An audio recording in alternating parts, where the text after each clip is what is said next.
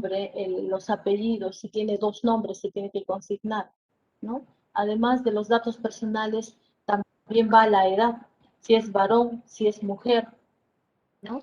Eh, eh, También acá la filiación, ¿no? La filiación está relacionado que, por ejemplo, algunos ponemos DNI, podemos consignar, también podemos consignar su dirección, su fecha de nacimiento, el lugar de nacimiento, la religión, el estado civil, si es casado, si es soltero, ¿no? Eh, Nosotros podemos consignar en los datos personales a quién estamos haciendo directamente la anamnesis. Si es que es a un niño, el niño no nos va a decir la enfermedad, no nos va a decir sus datos. Entonces la anamnesis es indirecta, lo estamos haciendo a su madre o a su padre o a la persona encargada de él. Y lo mismo es en caso de un anciano, ¿no? En caso de un anciano. También lo mismo puede ser en caso de un paciente sordo, mudo, un paciente que esté con problemas mentales, ¿no? Entonces, acá estos datos van en la parte de los datos personales. También va la fecha, la hora en la que nosotros estamos haciendo la historia clínica, en este caso la anamnesis, ¿no? Consta también del motivo de consulta o el motivo por el cual el paciente se esté internando, ¿no? La enfermedad actual, sus antecedentes, ¿no? El paciente viene por una enfermedad. Puede ser una infección urinaria, puede ser una herida cortante, puede ser una encefalopatía X. Y previa a esta enfermedad, nosotros tenemos que también conocer los antecedentes y plasmar en la historia clínica. Si viene un paciente con encefalopatía, entonces tenemos que buscar si es un paciente con enfermedad renal crónica, si es un paciente con diabetes, si es un paciente cirrótico o es un paciente que convulsiona, no sabemos, no tenemos que plasmarlo.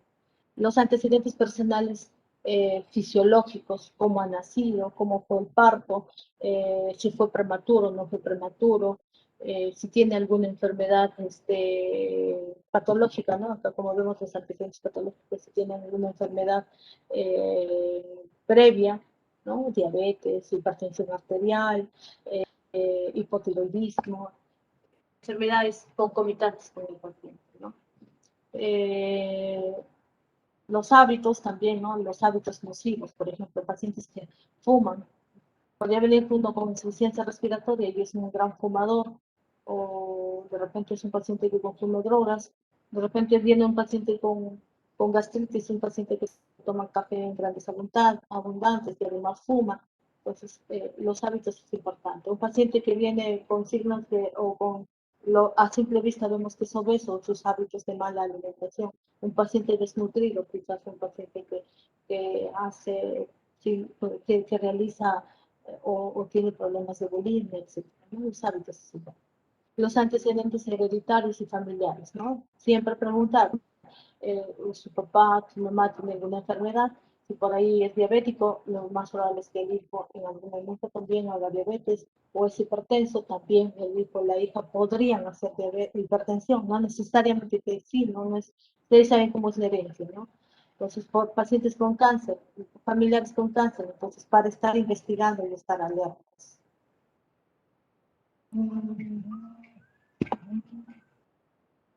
La anamnesis o interrogatorio. Es la indagación por un ratito, les voy a pedir un segundito.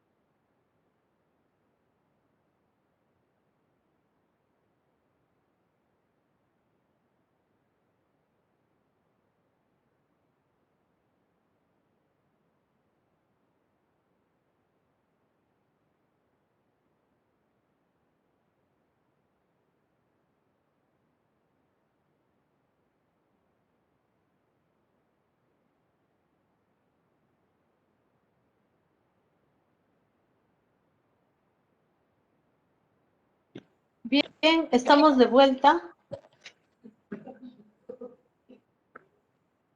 A ver, continuamos.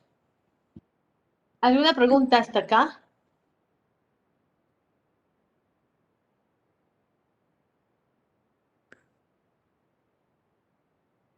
Muy bien, parece que no hay preguntas. ¿No se han dormido, no, chicos? Es un poco teórico, totalmente teórico. Podrían inclusive decir que hasta aburrido. Esta primera 2 semanas, ¿no? Entonces, muy bien, Susana, muy bien, estamos acá presentes. Eh, Debido a que trata, pues, de la anamnesis, de la historia clínica, totalmente teórico. Ya cuando entremos en la tercera semana, con la parte de cabeza y cuello, vamos a tener mejores, de repente un poquito más de actividad, un poquito más de emoción. Así que les voy a pedir su paciencia porque estas 2 primeras semanas es así. Muy bien, la anamnesis o interrogatorio, ¿no? Como su nombre dice, interrogatorio. ¿Para qué interrogamos al paciente? Para indagar por medio de las preguntas acerca de las características de la enfermedad y los antecedentes del paciente. A ver, acá. Eh, por ejemplo, si nosotros le preguntamos al paciente, a ver, ¿alguien quiere hablar?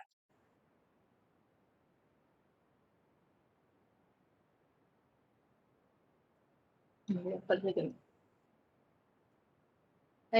Cuando nosotros hacemos una consulta, una pregunta al paciente, hacemos un interrogatorio de, por ejemplo, si el paciente tose, ¿no? Viene un paciente y te dice, tengo tos, dolor de garganta, me duele el pecho.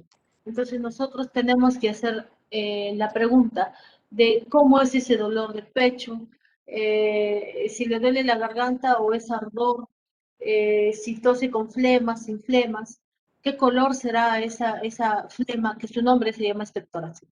¿Qué color es? Si es verde, amarillo, blanco, transparente o es rojo. De acuerdo a ella, ¿no? Vamos nosotros realizando un análisis crítico, ¿no? ¿Qué pasará si es una tos con expectoración roja?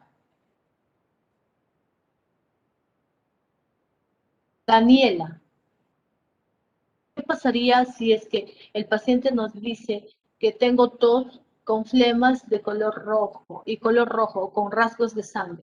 ¿Qué podrías pensar, Daniela Sánchez? Daniela, ¿está Daniela?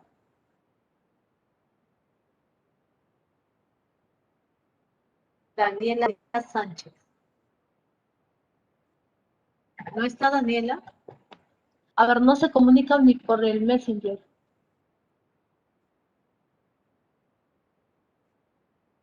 ¿Qué hacemos con Daniela?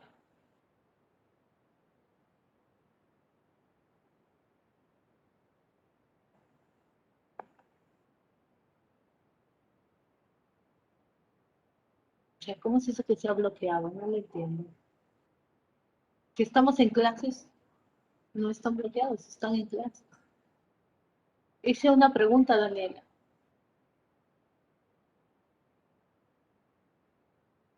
Activa tu micrófono.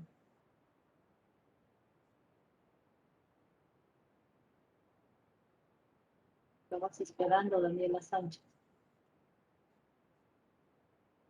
Sí, buenas noches. No, sino que se activó A ver, este micrófono solo.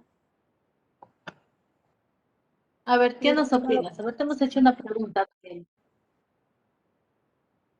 Ah, ya, flema con sangre. Bueno, puede ser que por el esfuerzo también de toser, esté eliminando flema con sangre. Muy bien. Es una hipótesis, es una suposición, es un análisis crítico, ¿no? De repente el paciente tose varios días y con tanto esfuerzo que le podría estar ocasionando una lesión y está eliminando una tos con rasgos. Otra, Orlando Franco me dice que puede ser una tuberculosis. Richard Bedón me dice que puede ser una hemoptisis. ¿no? Entonces, cuando hablamos de una expectoración sanguinolenta con rasgos de sangre, entonces ya estamos analizando. Entonces, Daniela dice que es por el esfuerzo, Orlando dice que es una hemoptisis, y de esa manera. Entonces, si se dan cuenta, quién tiene bueno, Jonathan Luciano también dice que se trataría de una tuberculosis, una irritación de la mucosa. Muy bien, entonces acá ya se pueden presentar varios análisis críticos. Una bronquiectasia, muy bien, Briana, también puede ser una bronquiectasia. Entonces, acá ya cada uno me está dando la indicación de qué podría ser. ¿Y quién es la persona que indaga? ¿No? ¿Quién es la persona que indaga y al final tiene que llegar a una hipótesis? Además junto a la ayuda diagnóstica que tenemos, ¿no? Para yo detectar si es una bronquiectasia, si es una tuberculosis, yo voy a tener que pedir quizás una tomografía, quizás un análisis de esputo, beca en esputo o un cultivo de esputo. Entonces voy a llegar a un diagnóstico definitivo. Pero ya con esos datos que ustedes me están dando, podría yo estar ya analizando para hacer mi diagnóstico presuntivo. ¿Quién lo hace? Lo hace el médico, lo realiza el médico, ¿no? Y para hacer una evaluación, este interrogatorio debe tener un orden, debe tener una cronología, debe ser útil para yo llegar a hacer un diagnóstico. No puedo hacer preguntas que no son útiles porque no me va a servir de nada, ¿no? El lenguaje que estamos utilizando debe ser médico, pero hay pacientes que no tienen el conocimiento, no conocen el lenguaje médico, por lo tanto me adaptaré y trataré de hacer la pregunta con palabras simples, ¿no? Y apuntaré, anotaré, haré mi anamnesis en el documento que es la historia clínica con lenguaje médico. Es importante. Además, es la parte más importante de la historia clínica. Así es. La anamnesis es la parte más importante de la historia clínica. ¿Cuánto por ciento más importante es la anamnesis? 50%, ¿no? 50%. ¿No? Entonces, inclusive hablamos de que es hasta un 80%, ¿no? El anamnesis, de la parte más importante de la historia clínica. ¿Por qué? Porque con esa información yo ya puedo llegar a una hipótesis diagnóstica. Y con el resto, ¿qué me queda? Con el resto me queda confirmar y hacer el examen físico, ¿no? Si alguien me dice que tengo tos con esputo sanguinolento, entonces ya tengo gran información. ¿Y qué voy a hacer? Me iré a auscultar el aparato respiratorio y confirmar si es que hay ruidos agregados, si es que hay disminución del murmullo vesicular, etc. Entonces, con eso voy a complementar mi historia clínica, ¿no? Y la ayuda diagnóstica. Datos personales, como ya habíamos anticipado anteriormente, ¿no? Anteriormente habíamos anticipado. ¿En qué consisten los datos personales o filiación? ¿No? Quiero eliminar esto.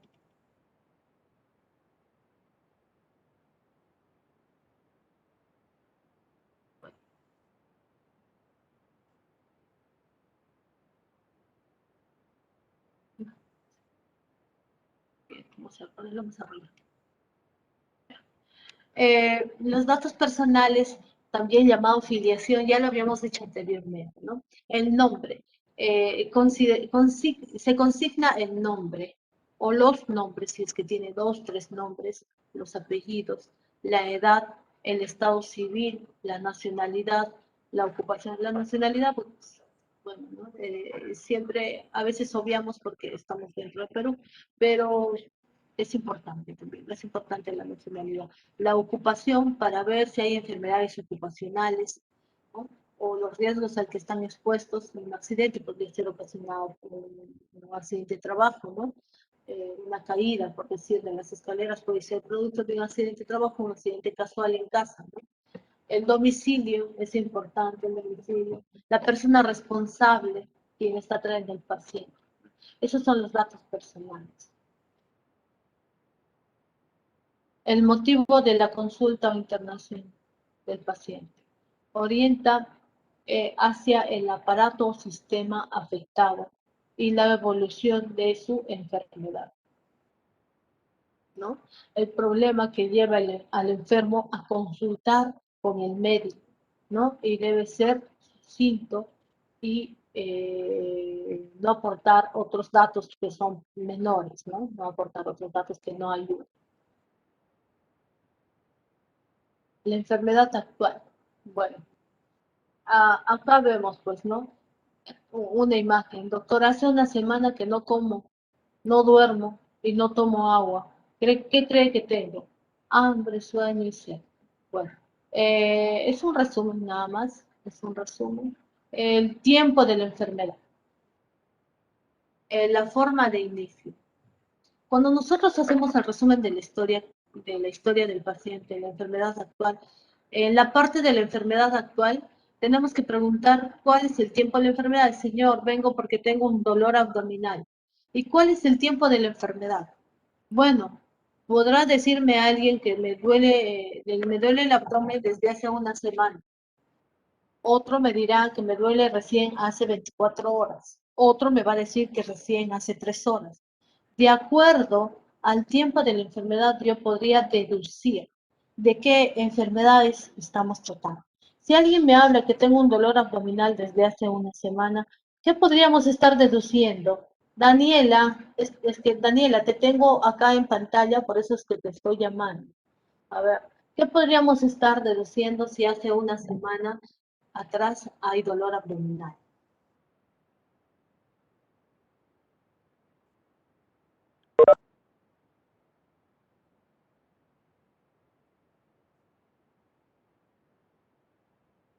Si hace una semana hay dolor abdominal, Sí.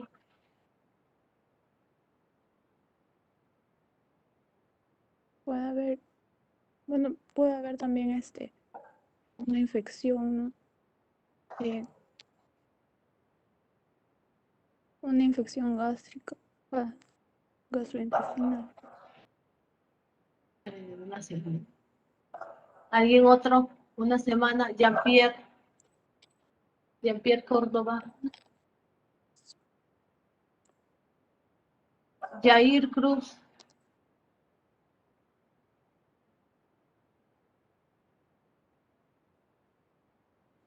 El síndrome de intestino irritable. Sí, el síndrome de intestino irritable produce dolores abdominales hipocólicos de larga data, ¿no? Crónico, que pueden ser meses, pero que se activa y se desactiva, por decirlo de esa manera, ¿no? ¿No? Una semana con apendicitis, Fernanda, un dolor abdominal agudo. Pues el agudo estamos hablando de bruscamente, ¿no? Es menos de 24 horas. ¿No? Entonces vamos a diferenciar acá. Lo agudo, infección del tracto urinario, peritonitis, pierna, uy, Dios mío.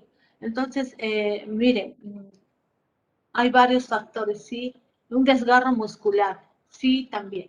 Bueno, podríamos estar confundiendo entre la cavidad abdominal y la pared abdominal. Alguien dijo desgarro, sí, alguien puede tener dolor abdominal de una semana por un desgarro muscular en la pared abdominal. Entonces ahí es superficial. Efectivamente puede ser una semana, pero si hablamos dentro de la cavidad abdominal, podría ser, por ejemplo, un problema de vesícula biliar, ¿no? Que aparece y desaparece el dolor. Por decir, hace una semana inició su dolor, el día martes estuvo bien y el día miércoles nuevamente apareció el dolor, tomó sus medicinas y el día jueves apareció y estar en ese, ¿no? Una colecistitis crónica, así es, una colelitiasis, Susan, verdaderamente puede ser un tiempo de enfermedad, inclusive mucho más. Hendry, puede ser una diverticulitis de mucho tiempo atrás. Entonces son enfermedades, una obstrucción intestinal no puede ser una semana, ¿no? Es un poco problemático tener una obstrucción intestinal de una semana.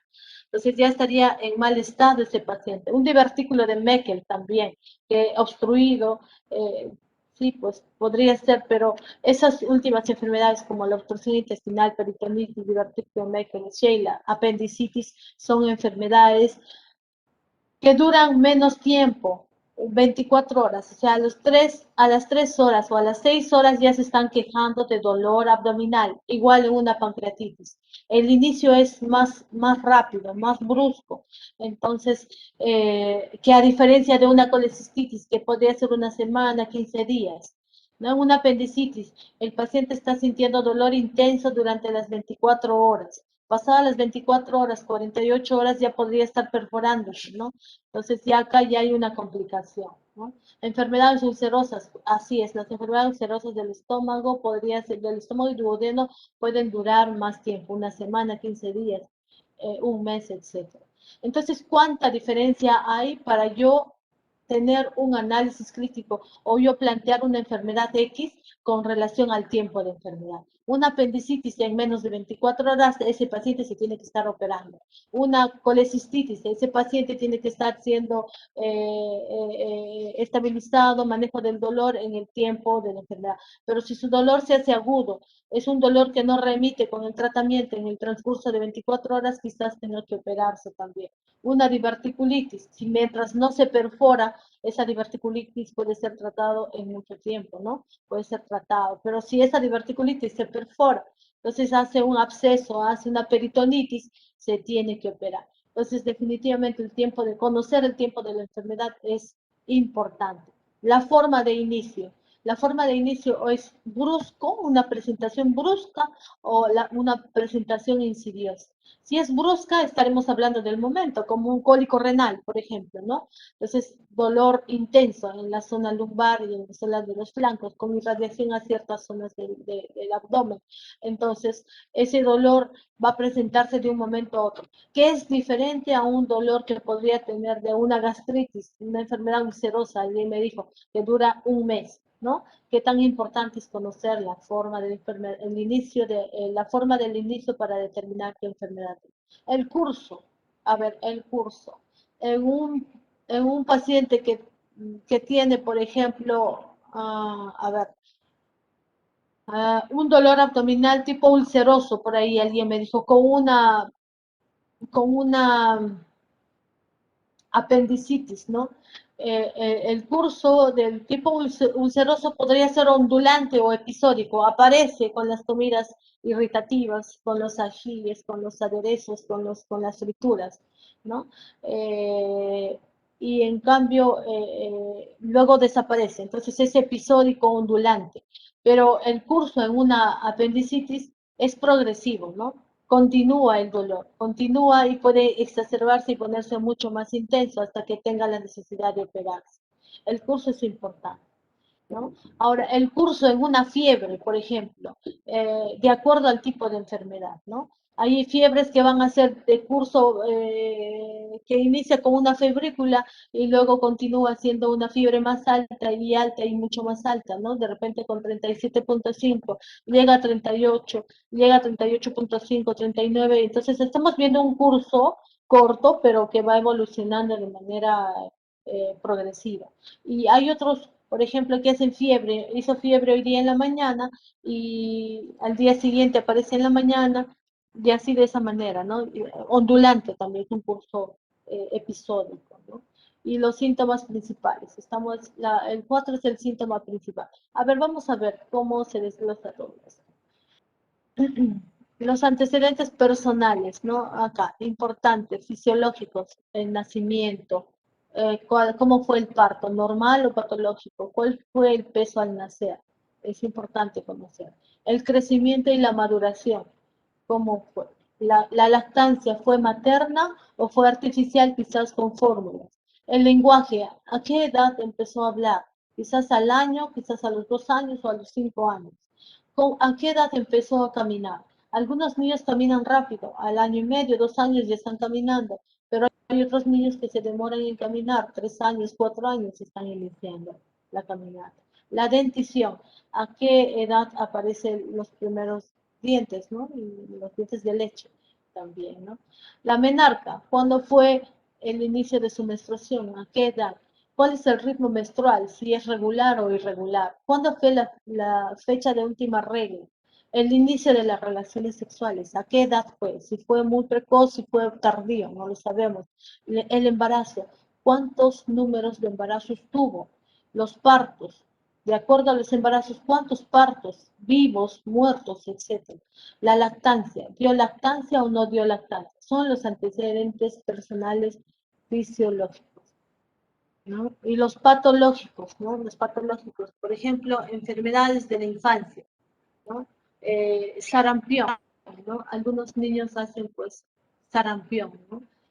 Otros hacen paraturitis, algunos pueden hacer diabetes mellitus desde muy pequeños, ¿no? Que sería el tipo 1, insulino dependientes, la fertilidad.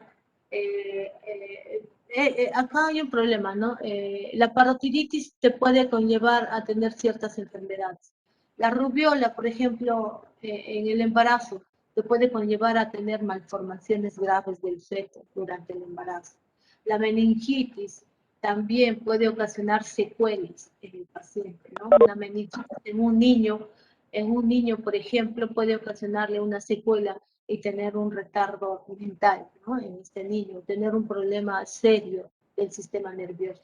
La fiebre reumática, también sabe que la fiebre reumática nos puede conllevar a tener problemas en el corazón, en las articulaciones, ¿no? Un paciente con fiebre reumática hay que hacerle seguimiento porque tiene tendencia a hacer patologías cardiovasculares, ¿no? De tipo valvulares, ¿no? Convulsiones, epilepsias y asma. Enfermedades médicas diagnosticadas y tratadas como enfermedades respiratorias, cardiovasculares, genitourinarias. Bueno, los antecedentes personales, patológicos, también debe estar plasmado.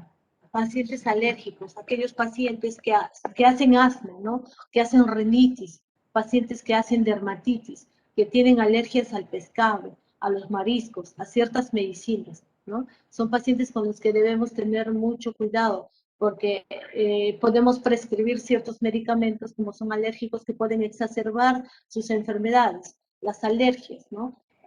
Podríamos no advertirles adecuadamente, por ejemplo, la exposición a los alergenos.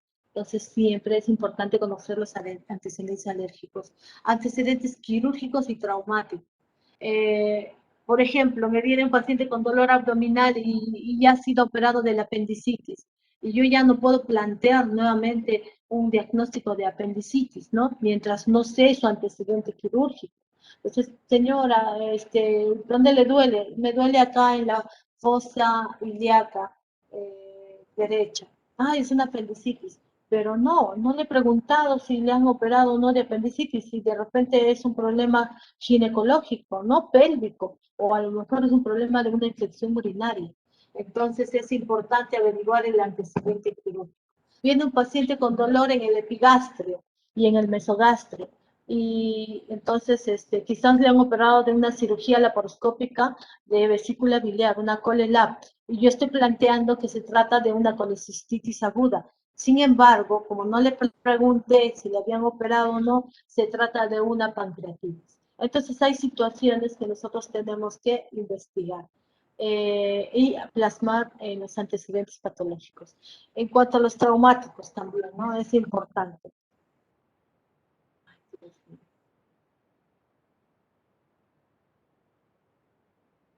Antecedentes personales de medio, ¿no? Bueno, del medio, estamos hablando acá.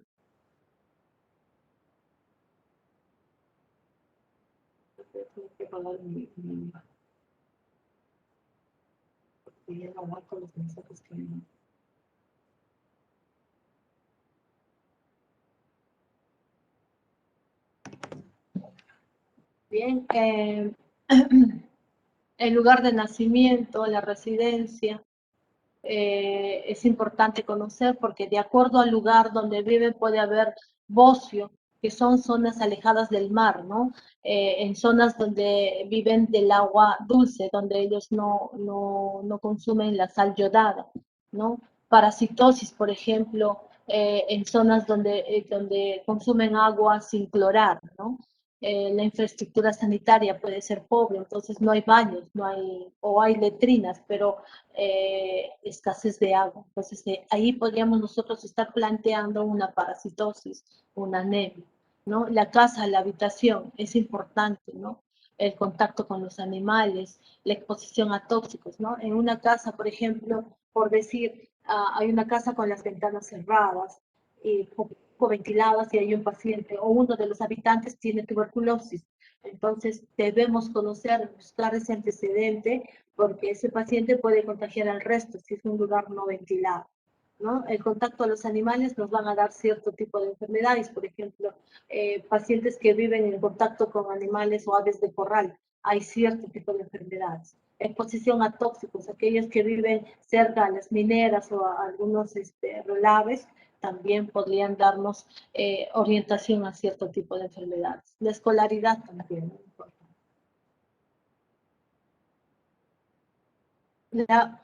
Los otros antecedentes personales de medio, por ejemplo, ocupacionales, la neumoconiosis, ¿no? Podríamos sospechar de neumoconiosis en pacientes mineros, picapedreros, ¿no? Brucelosis en pacientes, por ejemplo, que trabajan en los camales, que matan animales, toman leche de vaca, leche de cabra, ¿no? Trastornos visuales, ¿no? Pacientes que tienen problemas visuales podrían ser relacionados al trabajo, ¿no? Pacientes que bordan o cosen o que tejen, ¿no?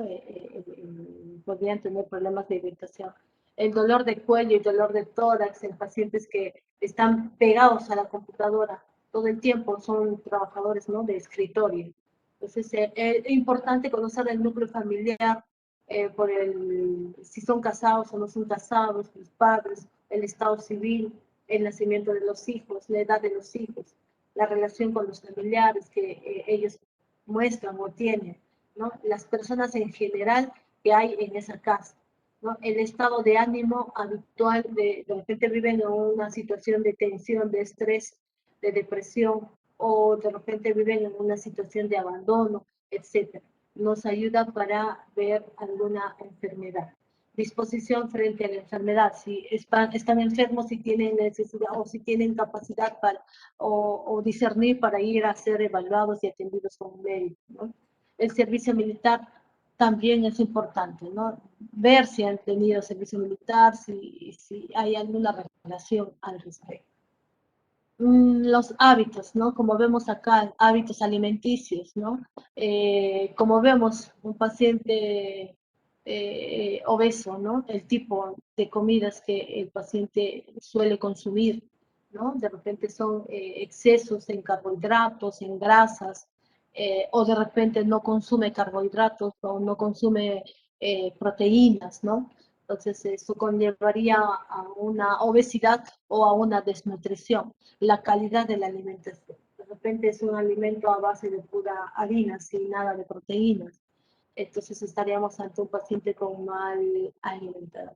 La cantidad de alimentos que suelen consumir, los horarios de las comidas. Algunos pacientes consumen alimentos, consumen su desayuno y regresan muy tarde a almorzar y cenar a la vez. O algunos consumen por dificultades ahora de la pandemia una sola vez al día. O hay niños que salen, por ejemplo, al colegio sin desayunar y regresan a la hora del mediodía a almorzar. Entonces son antecedentes o son hábitos alimentarios que pueden conllevar y que pueden repercutir en la salud del paciente.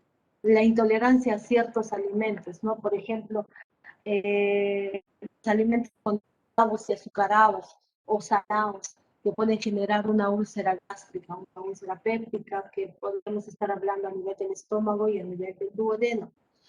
Algunos pacientes que consumen alimentos ricos en grasas, como la yema del huevo, cremas, chocolates, alimentos grasos, frituras, salsas, etcétera, que pueden conllevar a tener colecistitis, colelitiasis o problemas vesiculares, ¿no? El apetito, es importante saber cuál es el apetito del paciente. De repente es un paciente que tiene hiporexia, que tiene anorexia. Entonces, el paciente vamos a observar si está adelgazado o no está adelgazado. ¿Por qué está hiporéxico? ¿Por qué está anoréxico? ¿Será porque come poco o porque ya está acostumbrado a comer poco o porque no tiene apetito debido a una enfermedad neoplásica o infecciosa o tiene de repente fiebre porque cuando hay fiebre también no come? Entonces, es importante este antecedente. Por ejemplo, En este caso estaríamos hablando, por ejemplo, la polifagia, ¿no? La polifagia, el incremento del apetito o hiperorexia, que es cuando el paciente podría estar presentando hipertiroidismo, ¿no? Pacientes con hipertiroidismo son pacientes que consumen abundante alimento, ¿no? Y siempre se les ve delgados. O pacientes con diabetes mellitus descompensados, que podrían estar también presentando una delgadez, o algunos en estados iniciales podrían estar presentando obesidad. También dentro de los antecedentes personales hay que buscar la catarsis intestinal o las deposiciones, el periodo de las deposiciones, ¿no? El paciente, en cuanto a esto, tendremos que preguntar si es un paciente estreñido o hace diarreas o sus deposiciones son normales. Hay que preguntar siempre el ritmo, ¿no? Si el paciente hace las deposiciones cada 24 horas, sería una vez al día o dos veces, hasta tres veces al día, están considerados normales por la frecuencia, la forma de las deposiciones, ¿no? Entonces, eh, investigar si el paciente está estreñido, quizás este paciente tiene una catarsis de cada 2 días o cada 3 días, puede ser porque es un paciente estreñido, o quizás está con una diarrea, entonces ya no se trata de que está con deposiciones normales, un paciente que está con diarrea ya hace 4, 5, 6 veces al día, o un estado de infección, de intoxicación alimentaria podrían hacer hasta 10 veces al día, ¿no? Entonces, estados del ritmo, cambios del ritmo de las deposiciones, los horarios, por ejemplo, un CA de colon, la forma de las deposiciones ya no van a ser en forma de soga, van a ser en forma de cinta. Es importante, los ritmos van a cambiar, quizás ya no sea cada 24 horas, va a tener que ir cada 5 horas, cada 6 horas, porque el paciente, como hay un cáncer de colon, entonces hay aparentemente una pseudoobstrucción, hace deposiciones de poco en poco. Entonces eso nos mide o eso nos va a ayudar a describir, a descifrar, a analizar la catarsis intestinal. También es importante saber si hay uso de laxantes. En el uso de laxantes, porque es estreñido o porque está haciendo una pseudoobstrucción o una obstrucción debido a un cáncer de colon, ¿no? El color de las deposiciones, si es una enterorragia, están eliminando deposiciones con sangre, ¿no? Entonces, de repente, con moco, o se evidencia parásitos en las deposiciones, o es una deposición negra, ¿no? Que sería la melena, o es una posición tipo acolia, que es blanco, no tiene coloración. Entonces, eso nos da indicios, podemos analizar qué tipo de catarsis estamos observando en el paciente. La diuresis también nos va a ayudar bastante, nos va a ayudar para determinar qué enfermedad estaríamos evaluando en el paciente, ¿no? La diuresis, tendríamos que consultar si el paciente orina varias veces al día, ¿no? Eso sería la poliuria. ¿En qué situaciones hay poliuria? Un paciente que tiene diabetes mellitus varias veces al día, toma agua y a pesar de eso elimina, tiene apetito, está en un desorden total de la diabetes. Entonces, estos hacen poliuria. Eh, También los pacientes con diabetes insípida, ¿no? Que tienen problemas a nivel de la glándula pineal, podría ser una diabetes insípida. Pacientes con enfermedad renal crónica. No tanto que hagan poliuria, pero podrían hacer una oliguria o una anuria, ¿no? Eh, Pacientes que hacen oliguria, ¿no? Pacientes que no orinan porque están deshidratados o porque son pacientes con enfermedad renal crónica, ¿no? Terminal, algunos, o pacientes que hacen insuficiencia cardíaca, están haciendo congestión y retención de líquido. Anuria en enfermedades, problemas, patologías de enfermedades de insuficiencia renal aguda, en casos agudos, ¿no? O también las enfermedades crónicas, ¿no? Poliacuria, aquellos que orinan frecuentemente y en pocas cantidades, ¿no? Con pacientes con enfermedades de infección urinaria.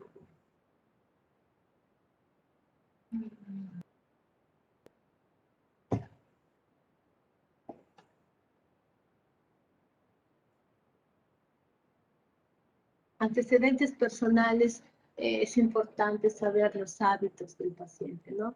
Si es un paciente que consume alcohol, la cantidad de alcohol, la frecuencia del consumo del alcohol, entonces este paciente podríamos determinar cierto tipo de patologías como las gastritis, la cirrosis, problemas de varices esofágicas, etcétera, ¿no?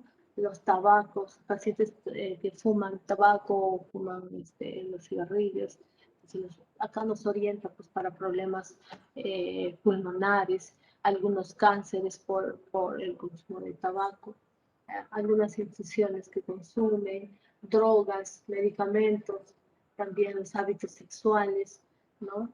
La actividad física que realizan, ¿no? Son antecedentes que nos van a dar cierto tipo de enfermedades. Por ejemplo, pacientes que consumen drogas, podrían ser aquellos que consumen drogas de diferentes maneras que hay, aquellos que suelen consumir por la vía intravenosa, anteriormente pues contactaban con las hepatitis, con los VIH, ¿no? Los medicamentos que consumen, algunos tienen tendencia a consumir cierto tipo de fármacos casi ya de manera habitual, ¿no? Como los ansiolíticos, antidepresivos o hipnóticos para poder descansar mejor. Algunos que desmedidamente utilizan el omeprazol, por ejemplo, y las consecuencias del omeprazol ya saben que son patologías netamente de estómago, ¿no? Los hábitos sexuales, pacientes que podrían tener varias parejas sexuales o de repente tienen algún hábito X que pueden traer cierto tipo de enfermedades. Actividad física, ¿no? De repente, paciente que no realiza actividad física y aparte de consumir muchas calorías, paciente obeso, o algunos dedicados totalmente a la actividad física, ¿no? Antecedentes hereditarios, ¿no? Cuando hablamos de antecedentes hereditarios y familiares, estamos indagando sobre las enfermedades que puedan presentar una transmisión genética. Podría ser enfermedades metabólicas, enfermedades, por ejemplo, cardiovasculares, ¿no? Metabólicas estaríamos hablando de la diabetes, podría ser del hipotiroidismo, hipertiroidismo, cardiovasculares, hipertensión arterial, ¿no? Son enfermedades que se van transmitiendo genéticamente de padres a hijos. Debemos realizar un esquema de la línea genealógica, ¿no? De padres e hijos, en este caso del enfermo, ¿no?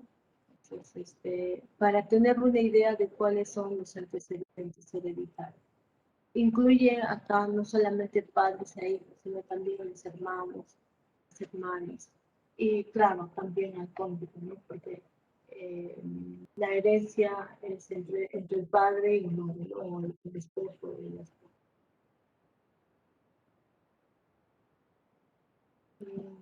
También se indaga sobre la edad del padre y de los hermanos, y la edad y causa de muerte en caso de fallecimiento de los padres, ¿no? De los hermanos. Y la causa, ¿no? Porque ¿no? Puede ser un infarto agudo, entonces puede ser un paciente obeso y realiza infarto, o puede ser que sea un paciente que a temprana edad presentó diabetes y sus complicaciones, y bueno, ¿no? Entonces, con eso podríamos hacer un análisis crítico del paciente. Es necesario investigar enfermedades como diabetes, obesidad, gota, tuberculosis, enfermedades hereditarias, neoplasias, aterosclerosis, enfermedades coronarias, hipertensión arterial, enfermedades alérgicas, enfermedades del colágeno, y porque estas por genética pueden repetirse en los hijos, en los nietos, ¿no? Entonces, por ahí podríamos también indagar y hacer un análisis crítico, ¿no? Bueno, en cuanto a los antecedentes, fue casi todo estamos indagando. Bien, acá en el examen físico. ¿Alguna pregunta hasta ahí?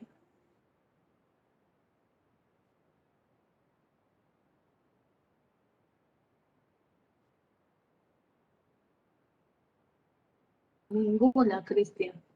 Muy bien, ¿todo está claro? Muy bien, Richard, todo está claro. ¿Está aburrido? Sí, creo que sí, un poquito.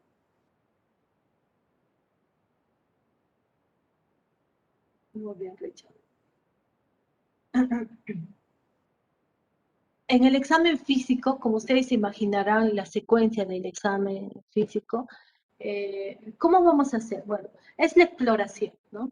Que practicamos personalmente el médico a todos los pacientes, ¿no? Es importante, es importantísimo el examen físico, ¿no? ¿Para qué? Para reconocer la existencia o no de algunas alteraciones físicas, para ver e indagar algunos signos producidos por la enfermedad, ¿no? Valiéndonos solo de los sentidos y de pequeños aparatos que nosotros utilizamos, como por ejemplo el estetoscopio, ¿no? Una linterna, un bajalenguas, ¿no? Una lámpara para ver una radiografía también, ¿no? Bueno, sería ese otro caso, no estamos hablando de examen físico. Entonces, el sentido más importante, todos los 5 sentidos que tenemos, ¿no? Los ojos, los oídos, ¿no? El olfato. Entonces, nosotros podemos utilizar todos nuestros sentidos para detectar alguna alteración física o algún signo del paciente enfermo, ¿no? ¿Qué utilizamos? El termómetro, el estetoscopio, el esfingomanómetro para saber la presión arterial del paciente. Las 4 técnicas básicas en una exploración clínica. La inspección. Debemos mirar desde el ingreso, cuando el paciente se acerca a tu consultorio, desde cómo está caminando. Si camina cojeando, si camina derecho, si camina con las piernas abiertas, si camina en posición antálgica o si camina normal, ¿no? Entonces ahí ya estamos evaluando al paciente, ¿no? La palpación. Tenemos que tocar, tenemos que evaluar al paciente, eh, tenemos que definitivamente palpar al paciente. Percutir en el caso de algunos órganos, abdomen, pulmón, ¿no? Percutir. Auscultar es importante. Algunos solamente auscultan, ¿no? No les gusta palpar o tocar, o no les gusta percutir, ¿no? A lo mucho utilizan su estetoscopio y ya, punto. Escuchan el corazón y los pulmoncitos. Por ahí miran, tocan con la puntita de la yema del dedo. Entonces eso no está bien. Es importante que todo médico meta en la cabecita que tiene que tocar. Antes de meter la pata con el diagnóstico, tengo que meter la mano. ¿Cómo? Palpando, percutiendo, auscultando. ¿Ya? Ese es un consejo que se les tiene que dar y espero me tomen en cuenta, ¿no? Entonces es importante palpar, tocar, percutir para tener un diagnóstico quizás mucho más certero en nuestra hipótesis, ¿no? Estamos planteando. Resumen semiológico o datos básicos, ¿no? Bueno, en el resumen semiológico que nosotros vamos a hacer, la anamnesis, el examen físico que vamos a resumir, tenemos que poner los datos positivos. Y saben que los negativos vamos a encontrar, pero no aportan, no ayudan. La finalidad, la historia clínica abreviada de fácil y rápida lectura, ¿no? Tiene que ser fácil y no solamente rápida lectura, sino que sea pues con una buena letra, es importante, ¿no? Que los médicos a veces nos olvidamos de eso por la premura, por la rapidez en la que estamos siempre con los pacientes, ¿no? Bueno, la anamnesis y examen físico. Podríamos nosotros considerar algunos síndromes clínicos, ¿no? Por ejemplo, los síndromes clínicos, vamos a plantear diagnósticos diferenciales, ¿no? Un diagnóstico diferencial de una apendicitis, Daniela Sánchez.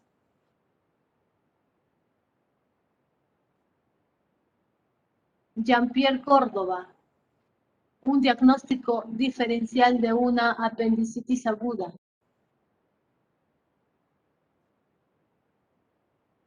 Daniela, me parece que Daniela se duerme, ¿no?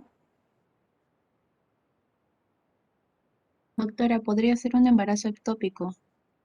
Soy Martínez García. Podría ser un Gala Martínez García. Sí, de una apendicitis podría ser un embarazo ectópico. Otro diagnóstico diferencial de una apendicitis. Daniela, salpingitis. Muy bien. Otro diagnóstico, Jean-Pierre Córdoba, Jair Cruz. Litiasis renal. Derecha, ¿no? Derecha. Diverticulosis. Diverticulosis. A ver dónde. Pleuritis. Tendría que ser bien bajo, ¿no? Jonathan Luciano. Una enfermedad pélvica aguda. Sí, sí, también.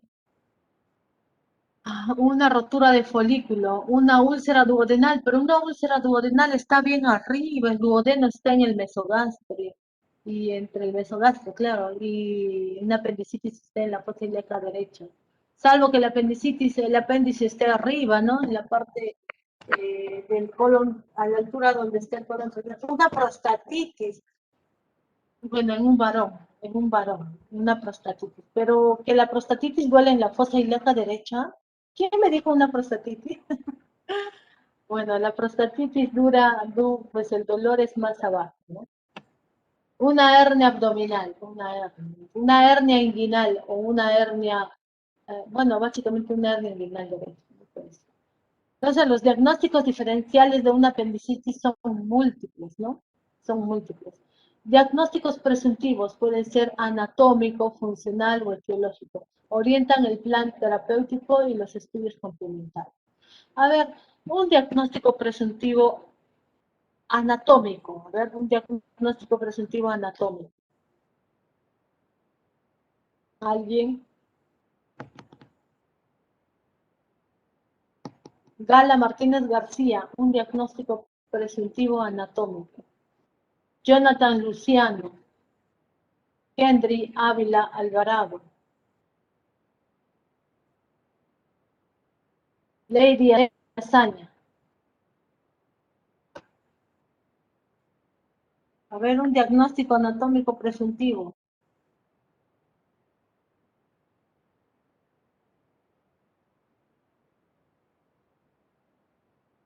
Nada. O sea, definitivamente un diagnóstico presuntivo puede ser un diagnóstico que ustedes están planteando, ¿no? Pero nos enfocamos a una parte del órgano, ¿no? Por decir, a ver, por decir, a ver, anatómico, vamos a enfocarnos a algo más sencillo.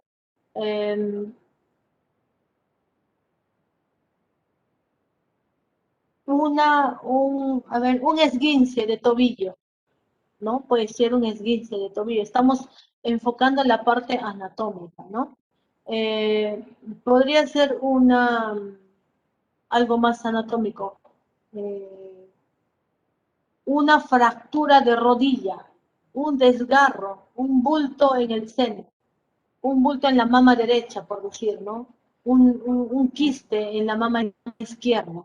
Entonces, estamos haciendo un diagnóstico anatómico, ¿no? Un diagnóstico funcional, a ver, un diagnóstico. Alguien me hablaba de las colitis, alguien me hablaba del colon irritable. Son diagnósticos funcionales. No hay, por ejemplo, en el colon irritable, no hay una infección del tracto digestivo. Simplemente es un colon irritable, ¿no? No funciona bien ese colon. Una diarrea funcional, ¿no? Un diagnóstico etiológico, podríamos decir una neumonía por, una neumonía por Mycobacterium, ¿no? Entonces estamos dando el diagnóstico, ¿no? O podríamos decir una gastritis por Helicobacter pylori. Entonces estamos dando la etiología, la causa de esa gastritis, la causa de esa neumonía. Son los diagnósticos que nosotros ya podemos presumir, ¿no? Es un paciente que viene a repetidas, claro, Zika, dengue, es una bronquitis severa por una bronquitis, o una bronquitis, ¿por qué? Por neumococo, ¿no? Podríamos hablar de esa manera. por neumococo, ¿no? Entonces, estamos dando la parte por toxoplasmosis también, ¿no? Una toxoplasmosis. Entonces, un paciente con VIH, un paciente con VIH que nos hace los toxoplasmas, que nos hace una parasitosis por cisticercosis en el cerebro, ¿no? Entonces ya estamos a TBC ¿por qué? Por Mycobacterium, ¿no? Una TB intestinal ¿por qué? Por Mycobacterium también, una brucelosis, un por bacilo de diagnóstico Koch, doctora. etiológico. Por bacilo de Koch, ¿no? Muy bien, por bacilo de Koch, más directo, más claro, ¿no? Entonces son diagnósticos presuntivos etiológicos, funcionales, anatómicos, ¿no? Estos diagnósticos nos van a orientar al plan terapéutico, ¿no? Por ejemplo, si alguien me dice por bacilo de Koch una leishmaniasis, a mí me dice una leishmaniasis, ¿no? Entonces, esta leishmaniasis, ¿qué me va a permitir? Yo voy a tener que plantear mi plan terapéutico, ¿no? Y mis estudios complementarios, ¿no es cierto? La enfermedad de Carrión, ¿cómo se llama? La enfermedad de Carrión. Bartonelosis, diagnóstico etiológico. Diagnóstico etiológico. Entonces, mi plan terapéutico, ¿qué va a ser? Mi plan de estudios complementarios, ¿qué va a hacer? ¿Qué hago con mi plan terapéutico? ¿No? Darle el esquema que ya conocemos para una bartonelosis, ¿no? Ya sabemos, el antibiótico y todo, ¿no? Y además, su transfusión sanguínea, si requiere. Y los estudios complementarios, confirmar con una gota gruesa, ¿no? Y los otros estudios, pruebas de laboratorio, muy bien. Y al final, cuando tengo mis estudios complementarios, con los resultados, voy a tener un diagnóstico definitivo. Entonces, el paciente tiene que irse al alta con su diagnóstico presuntivo, ¿no? Con su diagnóstico definitivo, perdón, ¿no? Margarita Rosales, ¿el paciente se va de alta con su diagnóstico presuntivo o definitivo? Margarita Rosales, con su diagnóstico definitivo, ¿no? Muy bien. Y además, ¿qué tenemos que hacer? Un documento llamado Mariano Ganosa, alta. Bueno, es un documento que se da del alta, así es, salen con su alta. Entonces, es la parte administrativa. Con la epicrisis, ¿no? Con la epicrisis, que ahorita lo vamos a tocar.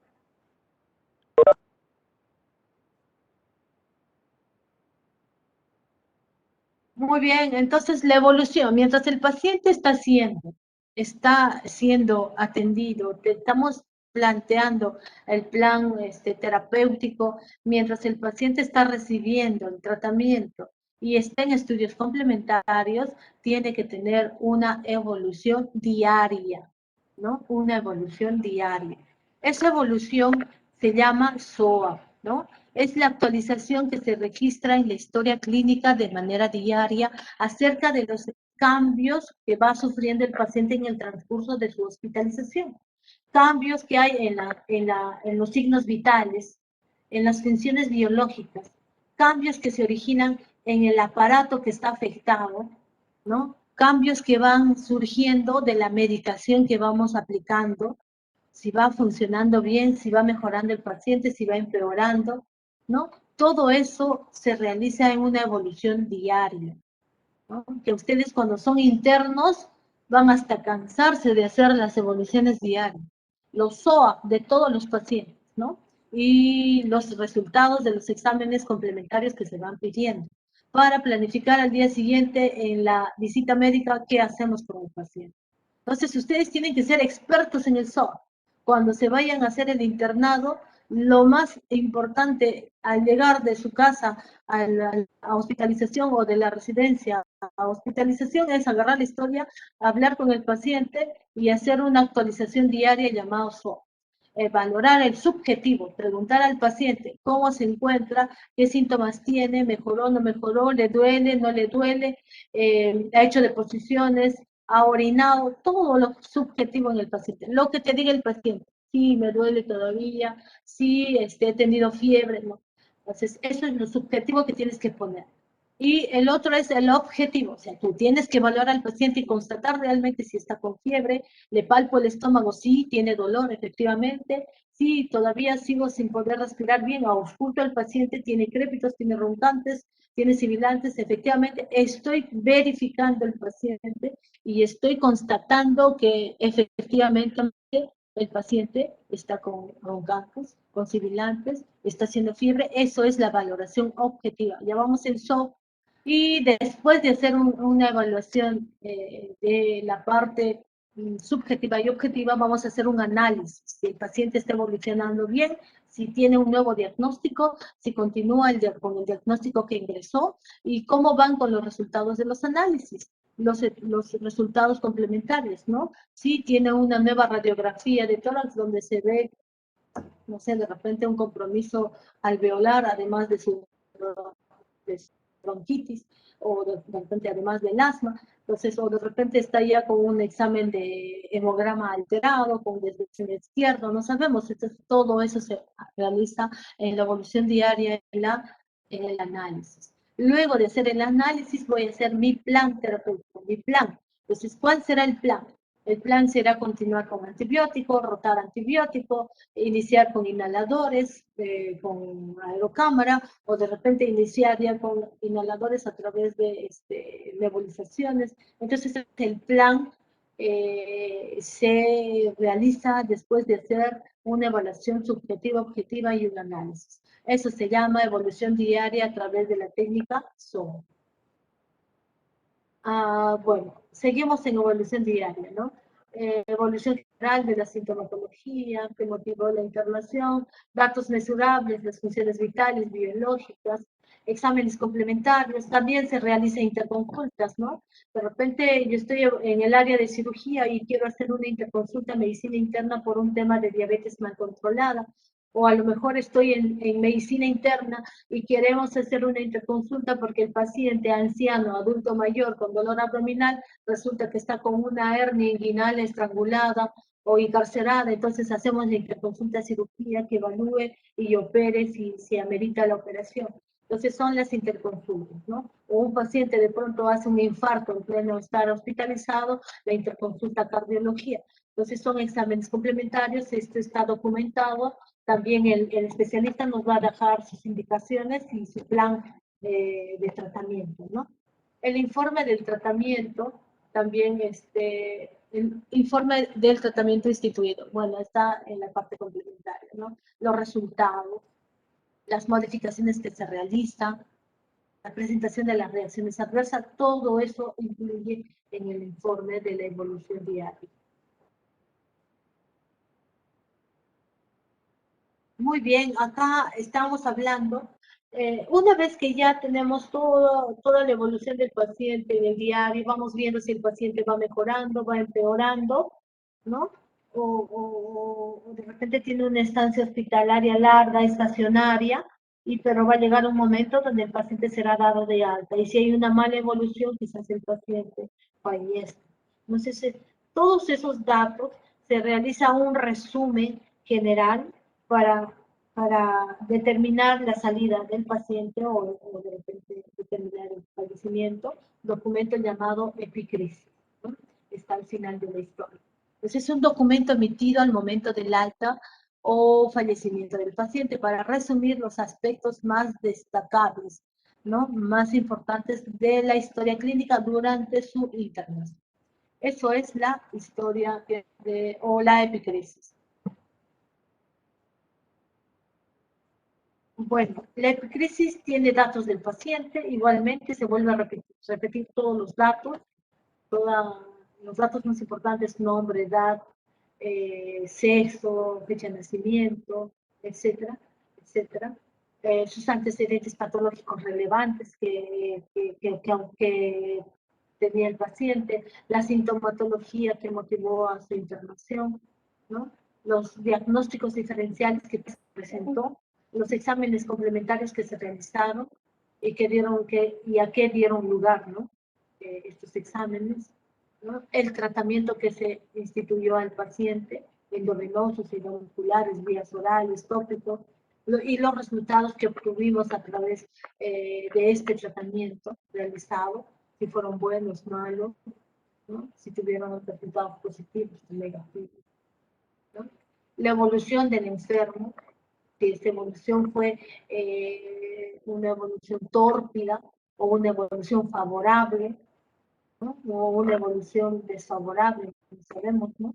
Tórpida le llamamos cuando el paciente tiene una mala evolución, ¿no? Su estado en el momento del alta, de repente se va curado, se va, solamente se va, si no está curado, solamente se va aliviado, ¿no? Algunos piden su alta voluntaria, no se van, así como ingresaron, ¿no? Su estado en el momento del alta y problemas y terapéuticos pendientes, si es que hubiera. El diagnóstico del alta, ¿no? Si fue un diagnóstico definitivo o se quedó con un diagnóstico presuntivo y no llegamos a un diagnóstico definitivo, que también suele suceder, ¿no? Y es definitivo diagnóstico patológico y funcional. El pronóstico del paciente, si se va con buen pronóstico, o de repente va a regresar, no sabemos, ¿no? La terapéutica, después del alta, su recetario, ¿no? Señora, se va de alta, pero después en su casa usted va a continuar con su cefalexina, que es un antibiótico, va a continuar con naproxeno, o su paracetamol, que es un antiinflamatorio, un analgésico, ¿no? Y su seguimiento. Usted tiene una cita en 7 días por consultores externos. Entonces, eso está consignado en la epicrisis. Y con eso termina la historia clínica del paciente en el internamiento. Muy bien, chicos.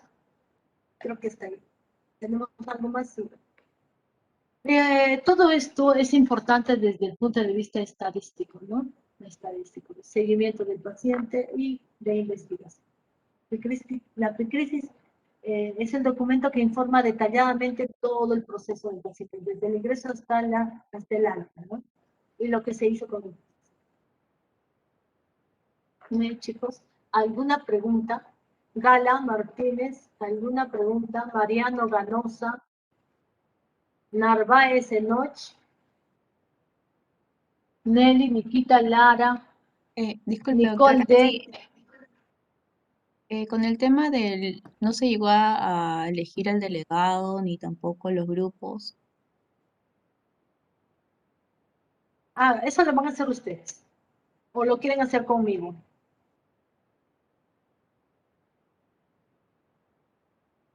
Ustedes, díganme, ¿se conocen entre todos? Doctora, disculpe, creo que nos podría dar por favor la potestad de elegirlo entre nosotros mismos, coordinamos y cualquier cosa ya le estamos informando, igual está el grupo de WhatsApp.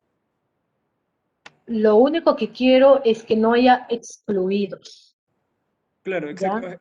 exacto, más que todo por eso, porque el problema es que si tratamos de coordinarlo ahora por aquí, hay algunos compañeros a los que no conocemos, como por ejemplo los que vienen, en el caso de Gala, que viene de Plan 4, y creo que eso se debería hablar por Messenger y después se lo comunicamos.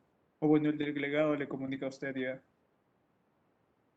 Muy bien, porque si es que no va a haber, de repente va a haber problemas cuando van a ser los dos grupos grandes, porque no todos se conocen, ¿no? Es verdad, pero a mí me parece que lo más didáctico y menos problemático sería, yo tengo acá 42 pacientes, 42 alumnos, incluyendo a Martínez García Gala y Manrique Cortés Nicol, ¿no? Ustedes ven acá, están viendo acá, ¿no? La lista. Entonces, para mí sería mejor que ustedes estén desde el 1, Doctora, Bastones, Vera, disculpe, no Janet. se ve la lista, disculpe, doctora. ¿No se ve la lista? No, doctora. ¿Alguien me dice? Doctora, no se preocupe, yo escribí el nombre de los integrantes y como le digo, también podríamos coordinarlo eso entre nosotros en el grupo de Messenger que tenemos aparte y se lo comunicamos después. Ya, como te digo, yo voy a seguir insistiendo en que el primer grupo, el grupo A, va a ser del 1 al 21. Y el grupo B desde el 22 hasta el 42.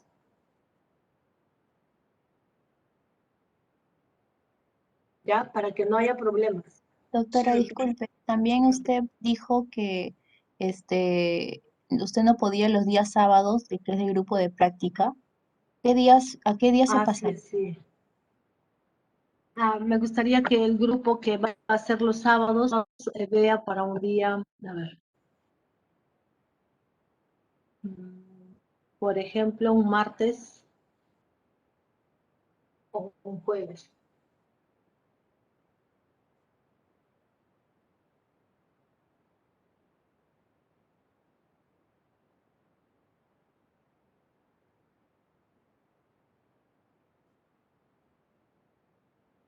Doctora, disculpe, jueves, ¿a qué hora sería? Porque, bueno, hasta ahora que está el horario, jueves hay las 6:40 hasta las 10. Radiología, ese curso, los días jueves. Doctora, ¿Todos tienen radiología? doctora, disculpe, hay algunos inconvenientes con, bueno, con el curso con algunos